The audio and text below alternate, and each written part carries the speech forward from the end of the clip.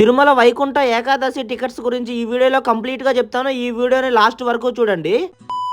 Welcome to my channel. నన్ను నమ్ము నీకు చూపిస్తా. నేనండి మీ తిరుపతి అబ్బాయిని. మన వీడియోస్ ఎవరైనా కొత్తగా చూస్తుంటే ఈ వీడియో కింద ఉన్న సబ్స్క్రైబ్ బటన్ ని వెంటనే సబ్స్క్రైబ్ చేసుకోండి. తిరుమలలో డిసెంబర్ 30 నుంచి జనవరి 8 వరకు అయితే వైకుంఠ ద్వార దర్శనాలు అయితే జరుగుతాయి. డిసెంబర్ 30, 31 అండ్ జనవరి 1 అయితే ఫస్ట్ 3 days ఎలక్ట్రిక్ డిప్ ద్వారా అయితే సర్వదర్శన టోకన్లు అయితే ఇస్తారు. ఒకవేళ ఈ ఎలక్ట్రిక్ డిప్ లో మీ పేరు వచ్చినట్టయితే మీతో పాటు ముగ్గురికి అయితే వైకుంఠ దర్శనం అయితే కలిగిస్తారు. అంటే మీతో కలిపి నలుగురికి అయితే వైకుంఠ దర్శనం అయితే జరుగుతుంది. ఈ ఎలక్ట్రానిక్ డిప్ టికెట్స్ రిజిస్ట్రేషన్ వచ్చి నవంబర్ 27 మార్నింగ్ 10 AM నుంచి డిసెంబర్ 1 ఈవినింగ్ 5 PM వరకు అయితే రిజిస్ట్రేషన్ అయితే చేసుకోవచ్చు. ఈ ఎలక్ట్రానిక్ డిప్ టికెట్స్ ని టీటీడీ యాప్ ద్వారా అయితే రిజిస్ట్రేషన్ అయితే చేసుకోవచ్చు. లేదా ఏపీ గవర్నమెంట్ సర్వీస్ నెంబర్ కి గోవిందా లేదా హాయ్ అని మెసేజ్ చేసి అందులో టీటీడీ టెంపుల్ సర్వీస్ అనే ఆప్షన్ ని ఓపెన్ చేస్తే అందులో వైకుంఠ ద్వార దర్శనం ఎలక్ట్రానిక్ డిప్ అనే ఆప్షన్ అయితే ఉంటుంది. ఆ ఆప్షన్ ని ఓపెన్ చేసి మీ డీటెయిల్స్ ఇచ్చి టికెట్ ని అయితే రిజిస్ట్రేషన్ అయితే చేసుకోవచ్చు. డిసెంబర్ 2 మధ్యాహ్నం 2 PM కల్లా భక్తులకు డీటెయిల్స్ అయితే వస్తాయి. ఫస్ట్ 3 days 300 రూపీస్ అండ్ శ్రీవారి దర్శనాలు అయితే ఉండవు.